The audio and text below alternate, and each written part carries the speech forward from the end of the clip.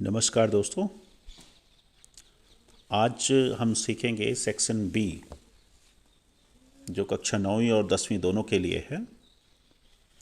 आपके section B, English के section B में जो है सबसे पहले जो आता है वो है note making.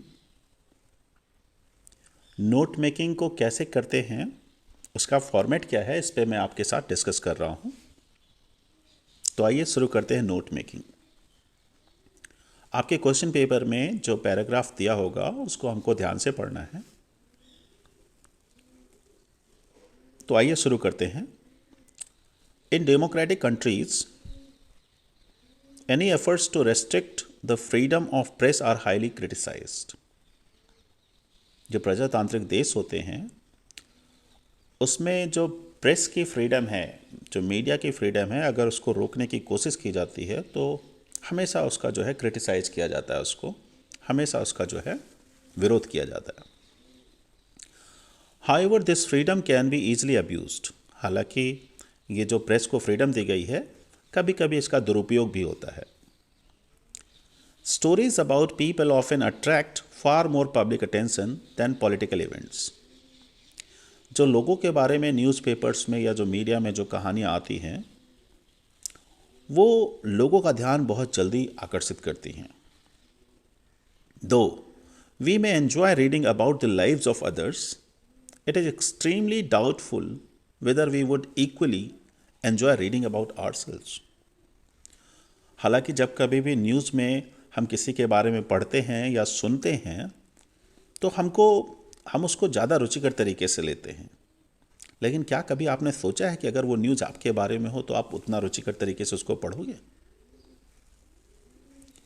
Acting on the basis that facts are sacred, reporters can cause untold suffering to individuals by publishing details about their private lives. कभी कभी रिपोर्टर्स जो है ना, ये बहाना करते हैं कि वो जो कुछ भी लिख रहे हैं वो बिल्कुल एकदम सैक्रेड है और सब सच है, लेकिन कभी कभी जब वो उनकी प्राइवेट लाइफ्स के बारे में भी लिखते हैं, उनके निजी जीवन के बारे में लिखते हैं, तो वो उनको जो है ना ऐसे अनगिनत कष्ट दे जाते हैं उन व्यक्तियों को जिनके बारे में वो लिखा गया है न्यूज़पेपर में। Newspapers have such a great influence that not only can they bring about major changes to the lives of ordinary people but can even overthrow the government. जो न्यूज़पेपर्स होते हैं, जो समाचार पत्र होते हैं, उनका इतना ज़्यादा प्रभाव होता है कि वो न केवल बहुत विशाल पैमाने पे या बड़े पैमाने पे परिवर्तन ला सकते हैं आम लोगों के जीवन में, बल्कि कभी कभी तो वो जो है सरकारों को भी जो है ना पलट देते हैं। तो ये था पैराग्राफ जो मैंने आपके लिए पढ़ा। अब उसके नीचे आप देख पा रहे हैं कि मैंने 2 फॉर्मेट बनाए हैं नोट मेकिंग के। पहला फॉर्मेट जो है उसमें टाइटल लिखा है फ्रीडम ऑफ प्रेस, फिर नोट्स लिखा हुआ है और फिर हर 2 लाइन के बीच में से एक लाइन जो है ना मैंने लिख दी है ये नोट्स के रूप में। नोट्स बनाना हालांकि ये सभी का अपना अपना तरीका होता है और किसी भी तरीके को गलत नहीं कहा जा सकता। तो ये पहला फॉर्मेट है नोट मेकिंग का। इस तरीके से आप देखिएगा, मैंने बॉक्स बनाया है इसमें और बॉक्स के अंदर मैंने कितने सलीके से इसको लिखा है।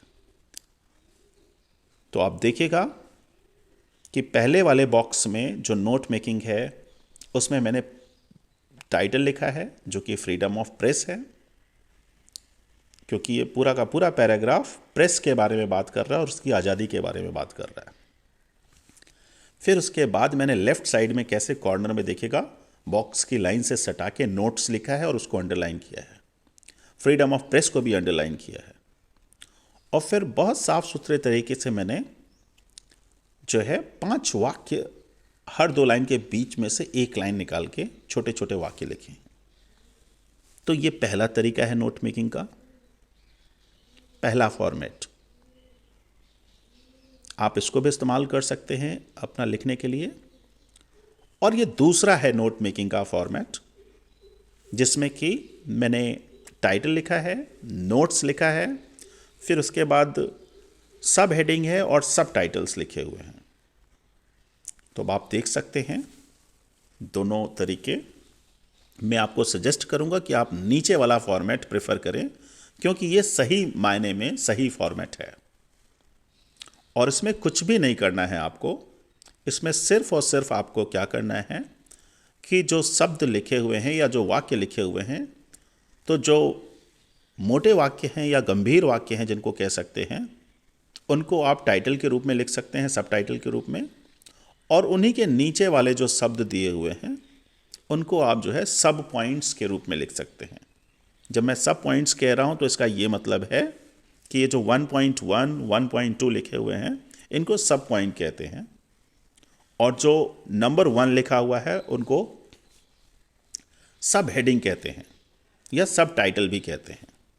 तो आप देख लीजिएगा 1, 2, 3 करके मैंने जो है ये सब हेडिंग या सब टाइटल दिए हैं, और 1 के नीचे 1.1, 1.2 को अपन सब पॉइंट कहते हैं इसको। ऐसा ही 2 के नीचे 2.1 और 2.2 को भी सब पॉइंट कहते हैं। ऐसा ही 3 के नीचे 3.1 और 3.2 को अपन सब पॉइंट कहते हैं। तो जो दूसरा वाला फॉर्मेट है, बॉक्स है, मैं आपको सजेस्ट करूंगा कि आप दूसरे वाले फॉर्मेट को फॉलो करें। तो ये था नोट मेकिंग। मैंने दोनों तरीके से बताया, जो आपको उचित लगे आप फॉलो कर सकते हैं। मेरी सलाह होगी कि आप जो है नीचे वाला फॉर्मेट, नीचे वाला बॉक्स जो नोट मेकिंग का है, एग्जाम में बिल्कुल ऐसा ही लिखेंगे तो आपको पूरे 4 में से 4 नंबर मिल जाएंगे। तो ये पहला प्रश्न था सेक्शन बी राइटिंग स्किल में नोट मेकिंग का। अब आइए बात करते हैं दूसरा प्रश्न, जो कि आपका होगा एप्लीकेशन। तो मैंने कुल 6 या 7 एप्लीकेशन इसमें बनाई है, जिसमें कि जो मोस्ट इंपॉर्टेंट कहते हैं परीक्षा उपयोगी, उसमें आपकी जो एप्लीकेशन आएगी 9वीं या 10वीं दोनों की बात कर रहा हूं मैं यहाँ पर। उसमें एक तो फ़ी कंसेशन आ सकती है, दूसरा टीसी की आ सकती है, तीसरा बुक बैंक की आ सकती है, और सिक लीव या brothers marriage for 10 days leave के लिए भी आ सकती है। कुछ अन्य एप्लीकेशन भी की हुई है। तो मेरा कहने का मतलब है, जो एप्लीकेशन का फॉर्मेट है, अगर आप उसको समझ जाएंगे तो एप्लीकेशन लिखना इतना कठिन नहीं है जो आप समझते हैं अभी तक। सबसे पहले आइए एप्लीकेशन पढ़ते हैं। तो पहली एप्लीकेशन है, you are Mohit, a student of class 9th in government higher secondary school Khamaria Tewariyan, Satna. Your father is a farmer and he can not नहीं लिखा हुआ है, अंडरस्टूड आप समझ लीजिएगा। He can not pay your school fee. Write an application to the principal requesting him for fee concession. आपका नाम मोहित है, आप कक्षा 9वीं के छात्र हैं, आपके स्कूल का नाम government higher secondary school Khamaria Tiwariyan है, जो कि सतना में है।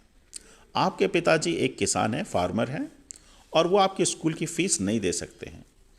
आपको एक एप्लीकेशन लिखनी है प्रिंसिपल के नाम, और उनसे निवेदन करना है कि वो आपकी फ़ीस माफ़ी करें। फ़ी कंसेशन का मतलब होता है फ़ीस माफ़ी करें। तो अब आप देख लीजिए कि आधी से ज़्यादा जानकारी तो आपको लगभग जो है ना पत्र में ही दे दिया गया है। क्या? पहला तो आपका नाम, मतलब योर्स ओबीडियंटली में क्या लिखेंगे आप? मोहित। दूसरा आपके विद्यालय का नाम और आपको किस विषय में एप्लीकेशन लिखनी है। तो फ़ी कंसेशन की भी आप देखिएगा स्पेलिंग लिखी हुई है, जो आप अक्सर गलत कर देते हो। प्रश्न में लिखी होने के बावजूद भी आप स्पेलिंग जब लिखते हो एप्लीकेशन में तो वो गलत लिखते हो। तो मैं ये कहना चाहता हूँ कि आप इसको ध्यान से देखिए। तो आप देखिए, सबसे पहले ऊपर मैंने अंडरलाइन करके लिखा है, नीचे लाइन खींच के लिखा हुआ है application for fee concession. Exam में आपको भी ऐसे ही करना है। फिर उसके बाद मैंने लेफ्ट साइड में एकदम बॉक्स की लाइन से सटा हुआ लिखा है द प्रिंसिपल। प्रिंसिपल की स्पेलिंग अक्सर लोग गलत कर देते हैं, जो कि क्वेश्चन में ही दी हुई है। फिर अगर क्वेश्चन में आपके स्कूल को नाम दिया गया है, कोई स्कूल का नाम दिया गया है, तो आप उसी स्कूल को लिखेंगे, उसी स्कूल का नाम लिखेंगे। नहीं दिया गया है तो आप अपने स्कूल का नाम लिख सकते हैं। लेकिन जो लिखने का तरीका है वो मैं बार बार बोल रहा हूं कि आप देखिएगा कि द प्रिंसिपल में द में टी कैपिटल है, प्रिंसिपल में पी कैपिटल है, गवर्नमेंट में जी कैपिटल है, हायर में एच कैपिटल है, सेकेंडरी में एस कैपिटल है, स्कूल में एस कैपिटल है। खम्मरिया, तेवरियान, सतना में भी आप देखिए सभी में पहला पहला लेटर कैपिटल है। आखिर में एमपी बॉक्स में लिखा है उसमें एम और पी भी कैपिटल है। फिर आपको डेट लिखनी है, तो आपके डेट लिखने का तरीका जो है क्या है, आप देखिए 18 दिसंबर 2022। ये मैं 24 जनवरी का वीडियो बना रहा हूं, तो डेट आप उसी दिन का लिखें जिस दिन की आप परीक्षा दे रहे हैं। महीने की स्पेलिंग, दिसंबर की स्पेलिंग अगर आपको पूरी नहीं बनती तो आप शॉर्ट में DEC भी लिख सकते हैं। जनवरी है तो JAN भी लिख सकते हैं, लेकिन गलत स्पेलिंग न लिखें अगर आपको पूरी स्पेलिंग नहीं बनती है तो। अब आइए उसके नीचे देखिए, थोड़ा सा गैप छोड़ा है, फिर लिखा है subject application for fee concession. फिर उसके बाद लिखा है रिस्पेक्टेड सर। मैं पढ़ रहा हूं आपके लिए। I beg to say that I am a student of class 9th in your school. My father is a poor farmer, he can not pay my school fees. मैं आपसे निवेदन करता हूं कि मैं कक्षा 9वीं का आपके विद्यालय का छात्र हूं। मेरे पिताजी एक गरीब किसान हैं, वह स्कूल फीस नहीं दे सकते। फिर देखिएगा दूसरा paragraph. I had secured first position in the class in the last year examination. मैंने पिछले साल के एग्जाम में कक्षा में पहली पोजीशन प्राप्त की थी। I promise to do so in the examinations ahead. और मैं वादा करता हूं कि आने वाले एग्जाम्स में भी मैं ऐसा ही प्रदर्शन करूंगा। ये दूसरा पैराग्राफ है। तीसरा पैराग्राफ जो है वो है kindly grant me full fee concession and oblige. कृपया आप मेरी फीस माफ़ी करें और मुझे अनुग्रहित करें। थैंकिंग यू, योर्स ओबीडियंटली, नीचे मोहित 9th A। आप इस एप्लीकेशन को अच्छे से देख लीजिए, अच्छे से सुन लीजिए, अच्छे से पढ़ लीजिए और आप देखिएगा कि कौन से शब्द कैसे लिखे हुए हैं। अगर ऐसे ही आप पूरी एप्लीकेशन लिखते हैं तो आपको 4 में से 4 नंबर पूरे मिलेंगे। और ऐसे ही एप्लीकेशन को बॉक्स में बंद करके लिखेगा। उम्मीद है मैं आपको समझा पा रहा हूं। अब दूसरा एप्लीकेशन है एप्लीकेशन फॉर ट्रांसफर सर्टिफिकेट। पहला तो फी कंसेशन का था, अब दूसरा एप्लीकेशन है एप्लीकेशन फॉर ट्रांसफर सर्टिफिकेट। तो देखिएगा इसमें भी डिटेल दिया हुआ है। You are Ramesh Kumar, a student of Satpura higher secondary school Betul. Write an application to your principal requesting him for TC मतलब ट्रांसफर सर्टिफिकेट, SLC मतलब स्कूल लिविंग सर्टिफिकेट, या CC, कब इसमें नहीं लिखा हुआ है, CC मतलब होता है कैरेक्टर सर्टिफिकेट। तो मैं आपको बताना चाहता हूं कि जो ट्रांसफर सर्टिफिकेट है, जो स्कूल लिविंग सर्टिफिकेट है, जो कैरेक्टर सर्टिफिकेट है, ये तीनों एक ही है। ये आप तभी लेते हैं विद्यालय से जब भी आपको विद्यालय छोड़ना होता है। तो आप देखिए फॉर्मेट बिल्कुल वही है जो पहली एप्लीकेशन में हमने देखा है। द प्रिंसिपल, स्कूल का नाम है Satpura higher secondary school Betul MP लिखा हुआ है। आज की डेट डाली गई है 24 जनवरी 2023। मैं फिर से बोल रहा हूँ, डेट की स्पेलिंग अगर आपको पूरी नहीं बनती है तो आप मत लिखिए, JAN भी लिख दीजिए शॉर्ट में तो चलेगा, लेकिन डेट ऐसे ही लिखना है, ध्यान रखिएगा। फिर सब्जेक्ट लिखिए, सब्जेक्ट में एप्लीकेशन फॉर TC लिख दीजिए। अगर एप्लीकेशन फॉर SLC है तो एप्लीकेशन फॉर SLC लिख दीजिए। एप्लीकेशन फॉर CC है मतलब कैरेक्टर सर्टिफिकेट है तो एप्लीकेशन फॉर कैरेक्टर सर्टिफिकेट लिख दीजिए। तीनों एप्लीकेशन एक ही हैं, बस जहाँ पे जिन शब्दों का प्रयोग करना है, जैसे TC बोला गया है तो TC लिखिए, CC बोला गया तो CC लिखिए, SLC अगर क्वेश्चन में बोला गया है तो SLC लिखिए। और आइए देखिए फॉर्मेट बिल्कुल वही है। पहला पैराग्राफ, हर एप्लीकेशन में आप अपने आप को इंट्रोड्यूस करेंगे कि आप किस कक्षा के छात्र हैं और किस विद्यालय के छात्र हैं। तो आप देखिएगा, respected sir, I beg to say that I am a student of your school in class 10th A। My father has been transfer to Bhopal, so I can not continue my study here. मैं निवेदन करना चाहता हूं कि कक्षा 10वीं में आपके विद्यालय का छात्र हूं। मेरे पापा का ट्रांसफर भोपाल हो गया है और मैं यहाँ पढ़ाई नहीं कर सकता हूँ। ट्रांसफर्ड की स्पेलिंग आप लोग अक्सर गलत करते हैं, तो अच्छे से देख लीजिएगा, बाकी तो आप लगभग लिख लेंगे, लेकिन ट्रांसफर्ड की स्पेलिंग अक्सर आप गलत करते हैं, तो इस स्पेलिंग पे विशेष ध्यान दे दीजिएगा। अब नीचे देखिएगा, लास्ट का जो लाइन है वो लास्ट का पैराग्राफ है। काइंडली ग्रांट मी टीसी मतलब ट्रांसफर सर्टिफिकेट एंड ओब्लाइज, कृपया मुझे मेरी टीसी इशू करें। ग्रांट है GRANT, स्पेलिंग इसमें गलत लिखी हुई है, GRAND है, तो कृपया डी को टी कर लें। Kindly grant me TC and oblige, thanking you, yours obediently Ramesh Kumar 10th A। नाम लिखा हुआ है देखिएगा प्रश्न में, वही नाम आपको यहाँ नीचे लिखना है। उम्मीद है आपको ये एप्लीकेशन फॉर ट्रांसफर सर्टिफिकेट भी समझ में आई है। अगर आपने इसको अच्छे से देख लिया तो मुझे पूरा मालूम है कि आप अच्छे से लिख पाएंगे। आपको क्या आता है, इससे ज़्यादा ज़रूरी जो है आपको कैसे लिखना है, ये जानकारी होना बहुत ज़रूरी है। आप देखिए पूरी एप्लीकेशन मैंने बॉक्स में लिखी है और इसको बॉक्स पूरा बंद कर दिया। ठीक है, अब आइए नीचे तीसरी एप्लीकेशन देखते हैं हम लोग। ये एप्लीकेशन फॉर 3 days लीव है, बीमारी की छुट्टी के लिए, 3 दिन की छुट्टी के लिए आपको प्रिंसिपल को चिट्ठी लिखनी है। देखिए प्रश्न क्या लिखा हुआ है। You are a student of class 10th of government higher secondary school Pathak Kheda Sarni MP। Write an application to the principal of your school requesting him to grant you 3 days leave on your illness. आप जो है कक्षा 10वीं के छात्र हैं, government higher secondary school Pathak Kheda Sarni Madhya Pradesh में पढ़ते हैं। आपको अपने प्रिंसिपल को एक एप्लीकेशन लिखनी है और उनको रिक्वेस्ट करना है कि आपको 3 दिन की छुट्टी दें क्योंकि आप बीमार हैं। तो बिल्कुल वही फॉर्मेट जो बाकी सारी एप्लीकेशन में है, प्रिंसिपल लिखा, स्कूल का नाम लिखा और स्कूल कहाँ पे है, किस ज़िले में है उस ज़िले का नाम लिखा, ब्रैकेट में MP कैपिटल में M और P लिखा, फिर नीचे 24 जनवरी 2023 जो कि आज की डेट है, आपको भी परीक्षा में जिस दिन आप दे रहे हैं उस दिन का डेट डालेंगे। फिर सब्जेक्ट लिखा एप्लीकेशन फॉर 3 days लीव, ये देखिएगा ऊपर कॉमा लगा हुआ है, इसको एपॉस्ट्रोफी बोलते हैं। 3 दिन की छुट्टी के लिए एप्लीकेशन, तो डेज मतलब होता है की, ऊपर जो कॉमा लगा हुआ है इसका मतलब होता है की। अब देखिएगा, respected sir, I beg to say that I am a student of your school in class 10th B। I have been suffering from fever since last night. मैं निवेदन करना चाहता हूँ कि 10th B का छात्र हूँ मैं आपके विद्यालय में, मैं पिछली रात से बीमार हूँ, पिछली रात से बीमारी से पीड़ित हूँ। दूसरा पैराग्राफ है, the doctor has advised me 3 days complete rest. Doctor ने मुझे 3 दिन का पूरी तरह से आराम करने को सलाह दिया है। I can not come to school for 3 days, मैं 3 दिन विद्यालय नहीं आ सकता हूँ। ये दूसरा पैराग्राफ था।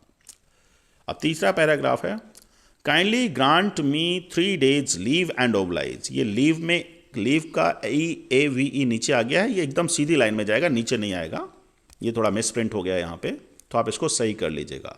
जो kindly grant me 3 days leave and oblige है, ये पूरी एक लाइन में आएगा, है ना, इसको ध्यान रखिएगा। फिर थैंकिंग यू की भी स्पेलिंग आप लोग अक्सर गलत करते हैं, देख लीजिएगा। और योर्स ओबीडियंटली की स्पेलिंग गलत करते हैं, उसको भी सही कर लीजिएगा। ठीक है, तो ये आपकी दूसरी एप्लीकेशन थी, तीसरी एप्लीकेशन थी ये। अब ये आपके पास जो है चौथी एप्लीकेशन है।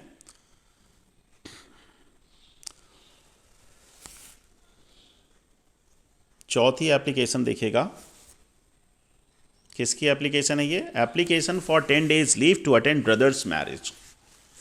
आपको 10 दिन की छुट्टी चाहिए अपने भाई की शादी अटेंड करने के लिए, ये उसकी एप्लीकेशन है। तो मैंने आपको बोला कि अगर आपका स्कूल का नाम क्वेश्चन में दिया हुआ है, आपका नाम दिया हुआ है प्रश्न में, तो आपको वही नाम लिखना है योर्स ओबीडियंटली में, या द प्रिंसिपल के नीचे स्कूल का नाम वही लिखना है जो आपको क्वेश्चन में दिया हुआ है। बाकी फॉर्मेट सारी एप्लीकेशन का एक जैसा ही है, आप देख लीजिए। The principal government higher secondary school Pathak Kheda Sarni Madhya Pradesh, आज की डेट 24 जनवरी 2023। Subject an application for 10 days leave for brother's marriage, 10 दिन की छुट्टी के लिए भाई की शादी अटेंड करने के लिए आपको एप्लीकेशन दे रहे हैं, है ना। तो N application for 10 days leave for brother's marriage, भाई की शादी के लिए 10 दिन की छुट्टी के लिए आवेदन। रिस्पेक्टेड सर, पहला पैराग्राफ देखिएगा। I beg to say that I am a student of your school in class 10th B. मैं आपके विद्यालय में कक्षा 10वीं ब का छात्र हूँ। I have to attend my brother's marriage in Delhi. मुझे अपने भाई की शादी दिल्ली में अटेंड करनी है। I can not come to school for 10 days। मैं 10 दिनों के लिए विद्यालय नहीं आ सकता हूँ। Kindly grant me 10 days leave and oblige. कृपया मुझे 10 दिन की छुट्टी दें और अनुग्रहित करें। थैंकिंग यू लिखा है, फिर योर्स ओबीडियंटली। ओबीडियंटली की स्पेलिंग अक्सर आप लोग गलत करते हैं, इसको अच्छे से देख लीजिएगा। रविंद्र कुमार, नाम अगर दिया हुआ तो ठीक है, नहीं तो आपका जो नाम है आप वही नाम लिख दें और 10th A या 10th B जो भी आपका सेक्शन हो वो लिख दें। तो ये आपकी चौथी एप्लीकेशन थी ब्रदर्स मैरिज की। अब आइए पांचवी एप्लीकेशन देखते हैं हम लोग। पांचवी एप्लीकेशन है सब्जेक्ट चेंज की। तो आप देख लीजिए, अगर विद्यालय का नाम दिया हुआ है और आपका नाम दिया हुआ है तो योर्स ओबीडियंटली में आपका नाम आता है वही लिखेंगे, और विद्यालय का नाम दिया हुआ है तो द प्रिंसिपल के नीचे जो विद्यालय का नाम है वही लिखेंगे आप। बाकी फॉर्मेट इसमें भी लगभग वही है। जो बीच की लाइन बदलती है बॉडी ऑफ द लेटर में, उसी पे फोकस करना है। बाकी पहली और आखिरी लाइन लगभग एक जैसी ही रहती है। मैं यहाँ आपको ये भी बताना चाहता हूँ कि अगर आपसे बीच में रिस्पेक्टेड सर के नीचे से लेके थैंकिंग यू के पहले तक नहीं भी लिखते बनता है तो भी कोई दिक्कत नहीं है, क्योंकि फॉर्मेट का भी 2 नंबर मिलते हैं। तो अगर आपने फॉर्मेट भी ठीक से बना लिया तो आपको 2 नंबर मिल जाएंगे, और कुछ लिख लिया तो 3 या 4 नंबर तो मिल ही जाते हैं। तो आप विशेष ध्यान रखिएगा फॉर्मेट क्या है लेटर का। फॉर्मेट है the principal government higher secondary school Pathak Kheda Bhopal.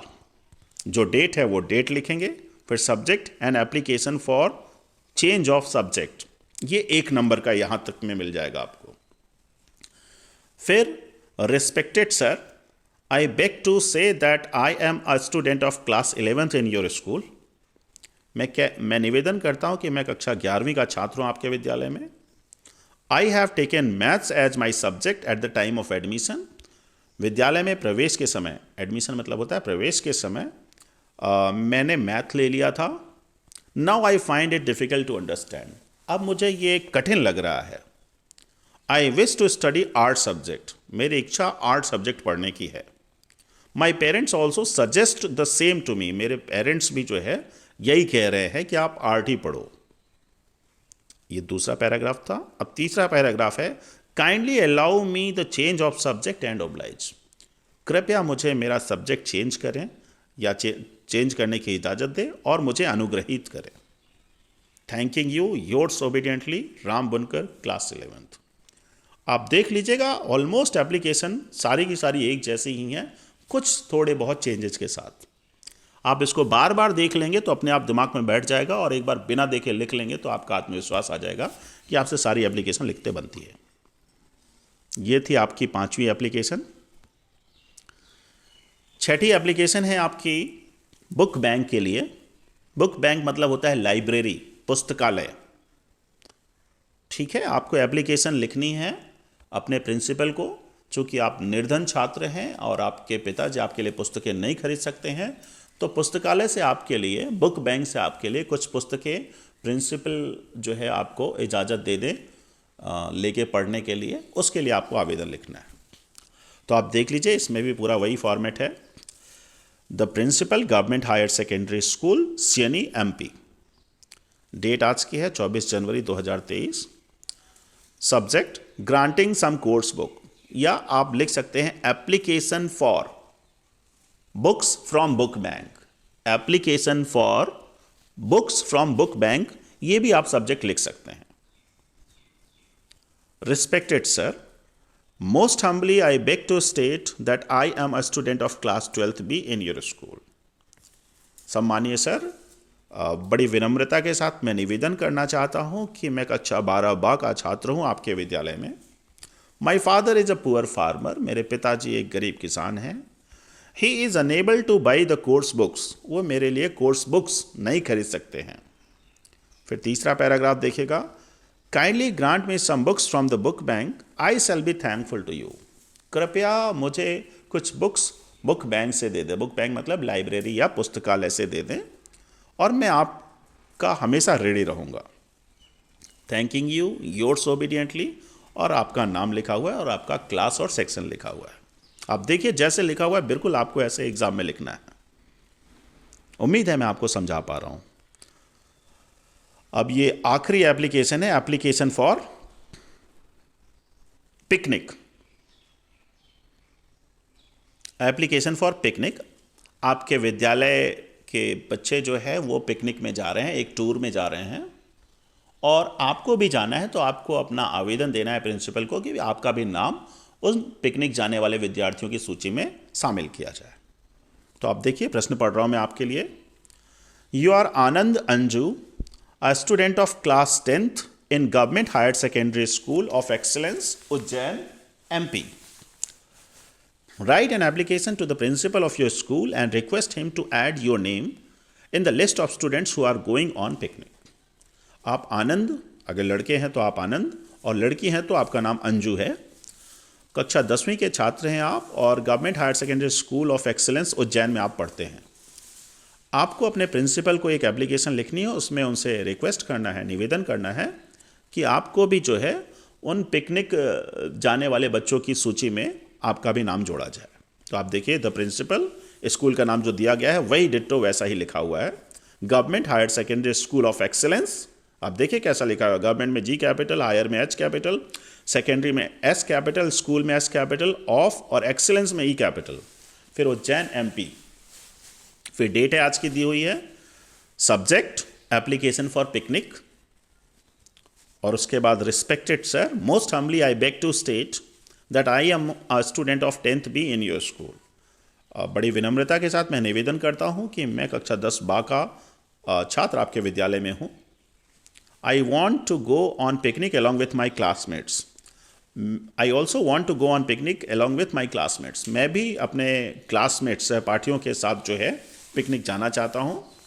I have received the consent from my parents. मैंने अपने अभिभावकों से सहमति ले ली है। कंसेंट का मतलब होता है सहमति ले ली है, रिसीव्ड मतलब होता है ले ली है या प्राप्त कर ली है।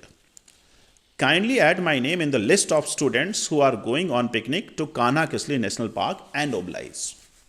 कृपया मेरा नाम उन विद्यार्थियों की सूची में शामिल करिए जो Kanha Kisli national park picnic मनाने जा रहे हैं, और मुझे अनुग्रहित करिए। Thanking you yours obediently Anju.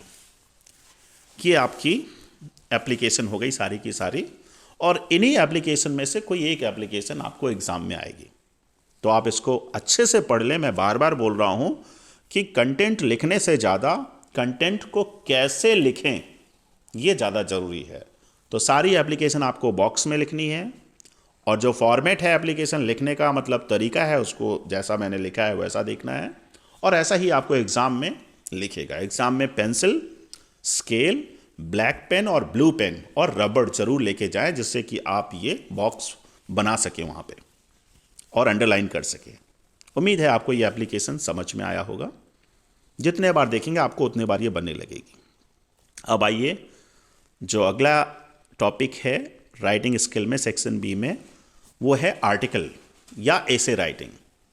तो एसे राइटिंग या तो वंडर्स ऑफ साइंस का आएगा या तो मैन मोबाइल एंड कंप्यूटर का आएगा। तो वंडर्स ऑफ साइंस या मैन मोबाइल एंड कंप्यूटर दोनों का कंटेंट वही है, दोनों साइंस के बारे में ही बात करते हैं। तो मैंने आपके लिए वंडर्स ऑफ साइंस में जो बनाया है वो मैन मोबाइल एंड कंप्यूटर का बनाया है। आप देखिए कैसे लिखा हुआ है। बॉक्स के अंदर जो है सबसे पहले टाइटल लिखा है, इसका 1 नंबर मिलता है। उस टाइटल को आपने अंडरलाइन किया है, मैन मोबाइल एंड कंप्यूटर। अब आइए मैं पढ़ता हूं इसको और समझाता हूं। The modern man is blessed with technology. जो आज का आधुनिक आदमी है उसको जो है टेक्नोलॉजी जो है उपहार में मिली है। There is a technical device for every business, every job, every task and every person. हर बिजनेस के लिए, हर व्यक्ति के लिए, हर जॉब के लिए और हर काम के लिए एक न एक टेक्निकल डिवाइस है। One such great invention is the computer. ऐसा ही एक महान आविष्कार है, इन्वेंशन का मतलब होता है आविष्कार, ऐसा ही एक महान आविष्कार है कंप्यूटर। अब देखिए कंप्यूटर के बारे में पहले पैराग्राफ में लिखा गया है। Computers have become useful in schools, banks, hospitals, stores, shops, railway stations and at home. Computers जो है कहाँ कहाँ उपयोगी हो गए हैं? स्कूल में, बैंक में, हॉस्पिटल में, स्टोर्स में, शॉप्स में, रेलवे स्टेशंस में और घरों में भी। Using a computer provides many benefits and convenience. Computer का इस्तेमाल करना मतलब बहुत सारे उससे बेनिफिट्स प्राप्त करना और बहुत सारी सुविधाएं, सुविधाजनक तरीके से काम कर पाना। कन्वीनियंस मतलब होता है सुविधाजनक, बेनिफिट्स मतलब होता है लाभ। The benefits of using a computer are that it can store large data. जो कंप्यूटर का सबसे बड़ा जो लाभ है वो ये है कि बहुत सारी मात्रा में आप जो है डेटा स्टोर कर सकते हैं इसमें। Computers come with large storage which can be use to store data for a long time.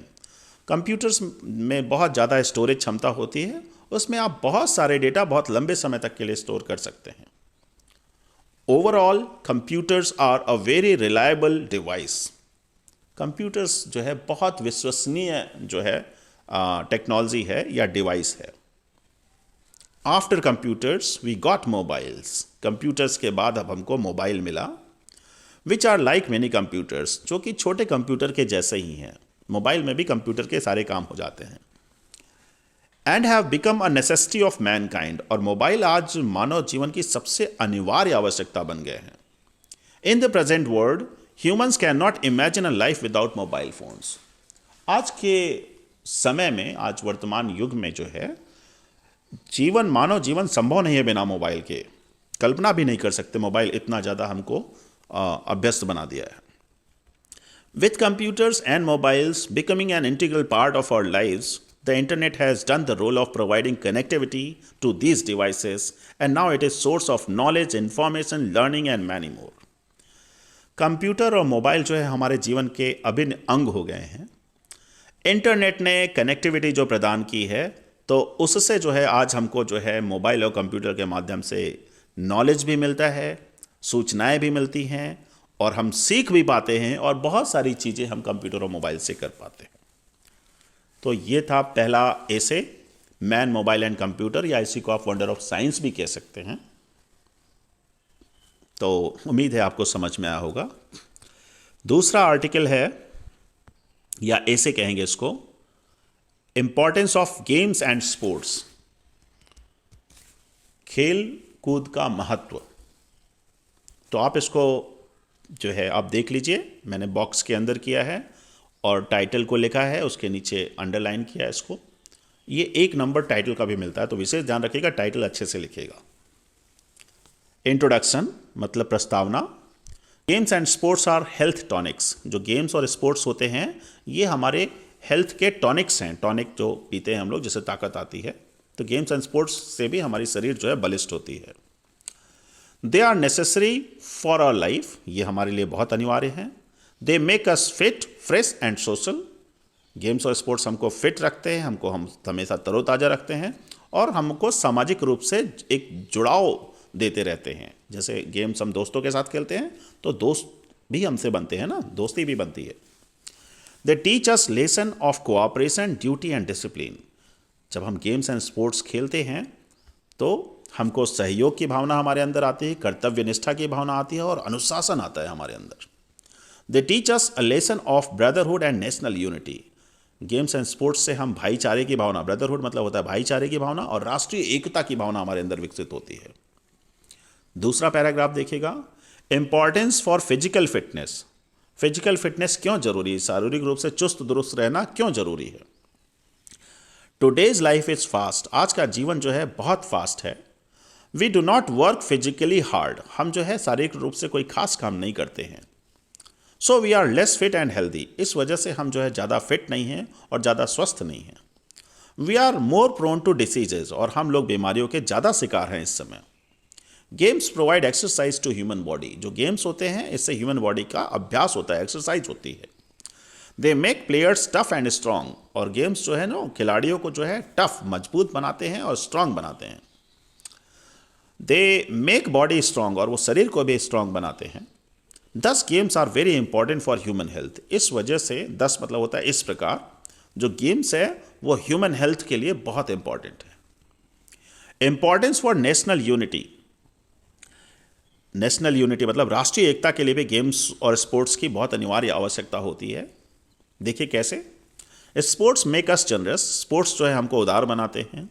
They make us more social, ये हमको ज़्यादा सामाजिक बनाते हैं। A real sportsman never cares for caste, colour and creed, जो वास्तविक रूप से एक सच्चा स्पोर्ट्समैन होगा वो कभी भी जाति, रंग और धर्म में विश्वास नहीं करेगा, वो सभी को समान मानेगा। He cares for his society, culture and country, सच्चा स्पोर्ट्समैन हमेशा अपने समाज की, अपने संस्कृति की और अपने देश के बारे में सोचेगा। Sports and games bring main nearer, जो स्पोर्ट्स और गेम्स होते हैं ये लोगों को पास लाते हैं। नियरर मतलब पास लाना। They develop the feeling of oneness among them, उनके अंदर जो है एकता की भावना, सब एक हैं इसकी भावना उनके अंदर विकसित करते हैं। दस they work for national oneness and unity, इस प्रकार से वो राष्ट्रीय एकता और अखंडता विकसित करते हैं। आखिर में conclusion, games develop self confidence in us, जब गेम्स हम खेलते हैं तो हमारे अंदर एक आत्मविश्वास भी बढ़ता है। दे make us sound in all respects, games खेलने से हम जो है लगभग जीवन के सभी क्षेत्र में जो है ना मजबूत बनते हैं, अच्छे बनते हैं। They teach us to face a misfortune with a smiling face, games जो है ना हमारे लिए कभी कठिन परिस्थितियां भी आ जाती हैं, चुनौतियां भी आ जाती हैं, तो भी हम उनका खुशी खुशी सामना करते हैं, ये सिखाते हैं games. Thus games and sports are very important in human life, इस प्रकार गेम्स और स्पोर्ट्स हमारे जीवन में बहुत अनिवार्य हैं, बहुत महत्वपूर्ण है। इंपॉर्टेंट मतलब होता है महत्वपूर्ण। In short, we can say no games, no fitness, no health, no pleasure, no life. संक्षिप्त शब्दों में, इन शॉर्ट मतलब होता है संक्षिप्त शब्दों में हम कह सकते हैं कि यदि गेम्स नहीं है तो कोई फिटनेस नहीं है, कोई फिटनेस नहीं है तो कोई हेल्थ नहीं है, और कोई हेल्थ नहीं है तो कोई प्लेजर, सुख नहीं है, खुशी नहीं है, और कोई खुशी नहीं है तो कोई जीवन नहीं है, नो लाइफ। उम्मीद है आपको ये समझ में आया होगा। ये देखिए, इसको भी मैंने बॉक्स में लिखा है और टाइटल को अंडरलाइन किया है। टाइटल भी देखिए आप, इंपॉर्टेंस में आई कैपिटल है, गेम्स में जी कैपिटल है और स्पोर्ट्स में एस कैपिटल है। ठीक है, उम्मीद है आपको समझ में आया होगा। अब आइए पिक्चर गाइडेड कंपोजिशन में। मैं बार बार बोल रहा हूं, ये 9वीं और 10वीं दोनों के लिए है, तो आप इसको ध्यान से देखें। पिक्चर गाइडेड कंपोजिशन में ये देखिएगा, इस तरह की एक तस्वीर आपको प्रश्न पत्र में मिलेगी। उसमें देखिए, पहला जैसे उदाहरण के लिए देख लीजिए, exercise regularly, drink more water, healthy life, eat healthy, reduce stress. तो बीच में जो है वो आपका टाइटल है हेल्दी लाइफ। हेल्दी लाइफ मतलब होता है स्वस्थ जीवन। अब इसके बारे में आपको लिखना है, तो जो लिखे हुए हैं आप, एक तरीका तो ये है कि वी शुड लिख के जो है 4 वाक्य हैं वो लिख दीजिए। तो आपका एक तो ये हो गया पिक्चर गाइडेड कंपोजिशन, और दूसरा जिस तरीके से मैंने लिखा है एक ये भी हो गया। अब देखिए मैंने कैसे लिखा है, good nutrition, daily exercise and adequate sleep are the foundations of healthy living. अच्छा पोषण, रोज की एक्सरसाइज और पर्याप्त नींद जो है ये स्वस्थ जीवन का आधार है। फाउंडेशन मतलब होता है आधार, हेल्दी मतलब होता है स्वस्थ। A healthy lifestyle keeps you fit, energetic and at reduced risk for disease. जो स्वस्थ दिनचर्या होती, लाइफस्टाइल होती है, वो आपको हमेशा फिट रखती है, ऊर्जावान बना के रखती है, और बीमारियों से ग्रसित होने में जो है इसका रिस्क कम होता है अगर आप हेल्दी लाइफ जी रहे हैं तो। Health is not just about avoiding a disease और इलनेस। जो हेल्थ है वो सिर्फ बीमारी से बचना या है ना उससे रोकथाम ही नहीं है। It is about physical, mental and social wellbeing too. Health का मतलब फिजिकली फिट होना, मेंटली फिट होना और सामाजिक रूप से भी अच्छी तरीके से मिलनसार होना। हेल्थ का मतलब ये है। Following point for healthy life, जो नीचे जो पॉइंट दिए हुए हैं वो हेल्दी लाइफ के लिए अनिवार्य हैं। अब देखिए लिखा हुआ है रेगुलर एक्सरसाइज। रेगुलर एक्सरसाइज का मतलब है exercise helps people lose weight and lower the risk of some diseases. Exercise लोगों को वजन कम करने में मदद करती है और बीमारियों से बचाती है। Exercising regularly lowers a person's risk of developing some disease including obesity, type 2 diabetes and high blood pressure. समझ में आ रहा है? तो एक्सरसाइज जब आप करते हैं तो आपकी बीमारियों से रोकथाम तो होती ही है, साथ ही साथ जो मोटापा होता है वो भी कम होता है, और तीसरा टाइप 2 डायबिटीज़ और जो ब्लड प्रेशर आजकल कॉमन बीमारियां हैं सभी को हो जा रही हैं, इससे भी आप बचते हैं। तो ये हेल्दी लाइफ है। अब देखिएगा कोविड प्रिवेंशन। तो मैं बताना चाह रहा हूँ कि टाइटल जरूर लिखें आप। जो टाइटल है पिक्चर गाइडेड कंपोजिशन में वो जरूर लिखें, क्योंकि इसका 1 नंबर मिलता है और 3 नंबर जो है आपको डिटेल करने का मिलता है। अब आप देखिए कोविड-19। तो कोविड-19 में जो है आपने टाइटल डाल दिया जो लिखा हुआ है, कोविड-19 प्रिवेंशन गाइडलाइंस। टू प्रिवेंट कोविड-19 we should follow the following guidelines like. कोविड-19 को रोकने के लिए हमको जो नीचे दी गई गाइडलाइंस है उसको फॉलो करना चाहिए। वो क्या क्या है? पहला, we should wash our hands properly with soap and after every 30 minutes. हमको अपने हाथों को साबुन से अच्छे से धुलना चाहिए हर 30 मिनट में। We should not be in crowded place, we should maintain a distance of 6 feet. हमको भीड़ भाड़ वाली जगहों पे नहीं रहना चाहिए, हमको 6 फीट की दूरी रखनी चाहिए। तीसरा, we should wear cotton cloth mask. हमको कॉटन के मास्क पहनना चाहिए। चौथा, we should not shake hands. हमको हाथ मिलाने से बचना चाहिए।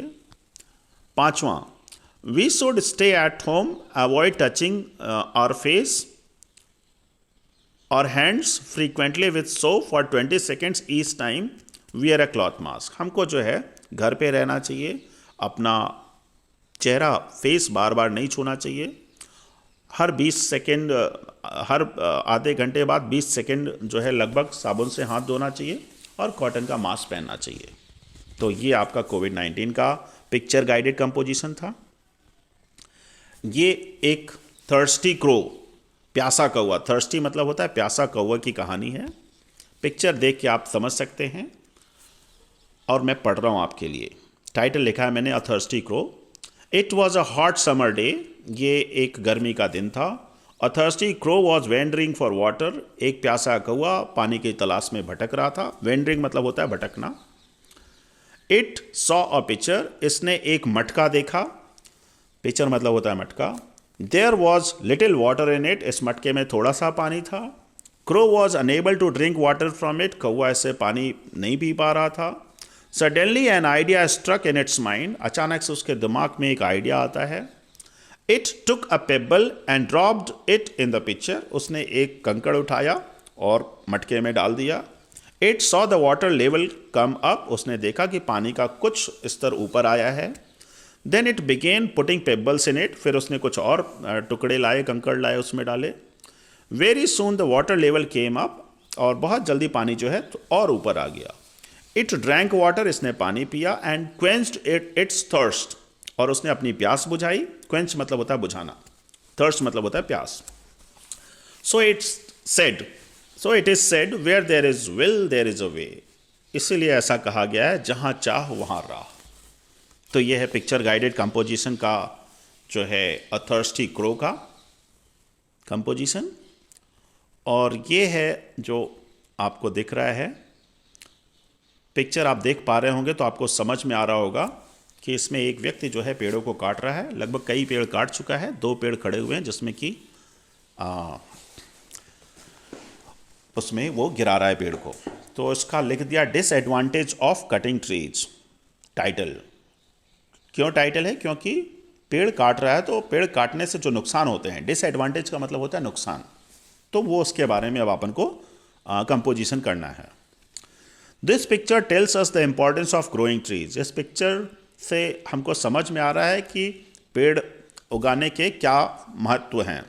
Man cuts trees not knowing about it's consequences in the future. आदमी पेड़ों को काटता जाता है, उसको ये पता नहीं होता कि इसका भविष्य में क्या परिणाम होगा। कॉन्सिक्वेंसेज मतलब होता है परिणाम। Once a man lived near the forest. एक बार एक आदमी जंगल के पास रहता था। He began cutting the trees one by one. उसने पेड़ काटना धीरे धीरे शुरू किया, एक एक पेड़ काटना शुरू किया उसने। Finally there were no trees. और अंतिम में कोई भी पेड़ वहाँ पे नहीं बचे। He passed away. वो ख़त्म हो जाता है। His children found no trees and no birds. उसके बच्चे अब जो है देखते हैं कि ना तो उनके आसपास कोई पेड़ है और ना ही पक्षी हैं। The atmosphere was very hot. और जो माहौल था, वो एटमॉस्फेयर था, वो बहुत एकदम गर्म हो गया था। Without trees there won't be any life. बिना पेड़ों के तो कोई जीवन ही संभव नहीं है। So they realised the foolishness of their parents. तो उन्होंने महसूस किया कि उनके जो पेरेंट्स थे, माता पिता थे, वो कितने बेवकूफ़ थे। They started planting the trees. अब उन बच्चों ने फिर से जो है पौधे लगाना शुरू किया। तो ये आपका पिक्चर गाइडेड कंपोजिशन जो था कटिंग ट्रीज का था। और आखिर में जो है इम्पॉर्टेंस ऑफ ट्रीज। तो ये देखिए ये पिक्चर बनी हुई है, ठीक है, आपको दिख रहा होगा। अब इसी में से आपको जो है आपको टाइटल दे देना है ऊपर। तो रेड कलर में आप देख रहे हैं टाइटल दिया हुआ है, अंडरलाइन किया हुआ है और लिखा हुआ है इम्पॉर्टेंस ऑफ ट्रीज और बेनिफिट्स ऑफ प्लांटिंग ट्रीज। पेड़ों के महत्व या पेड़ लगाने के लाभ क्या क्या हैं, ये टाइटल है। Trees are the main source of oxygen. पेड़ जो है ऑक्सीजन के मुख्य स्रोत हैं। An average tree produces enough oxygen to fulfil the oxygen need of 4 people. एक पेड़ से जो है लगभग 4 लोगों की ऑक्सीजन निकलती है। Trees absorb and store carbon. Carbon dioxide जो होती है, जो जहरीली गैसें होती हैं, उसको पेड़ जो है अपने में सोख लेते हैं। Trees also provide useful medicinal ingredients. पेड़ों से हमको जो है बहुत सारी औषधीय चीज़ें भी मिलती हैं। Birds lay their eggs in the nest on the tree. और जो पक्षी हैं अपने अंडे जो है वो घोंसलों में इन्हीं पेड़ों पर देते हैं। तो इस तरीके से ये पिक्चर गाइडेड कंपोजिशन 9वीं और 10वीं दोनों के लिए मैंने पूरी तरह से कंप्लीट किया है। उम्मीद है आपको ये वीडियो समझ में आया होगा। और एक बार मैं फिर से इस बात पे जोर डाल दूं कि आपको लिखना कैसे है यह ज़्यादा महत्वपूर्ण है बजाय कि लिखना क्या है। तो लिखने का तरीका मैंने आपको बताया कि आप बॉक्स बनाइए, आप टाइटल दीजिए और आप जितनी साफ सुथरी हैंड राइटिंग हो सके उसका विशेष ध्यान रखते हुए लिखिए। कैपिटल और स्मॉल लेटर जो छोटे और बड़े अक्षरों का इस्तेमाल करते हैं उसका भी विशेष ध्यान रखिए। उम्मीद है आपको ये सब समझ में आया होगा। और अब मैं जो है आपसे विदा लेता हूँ। धन्यवाद।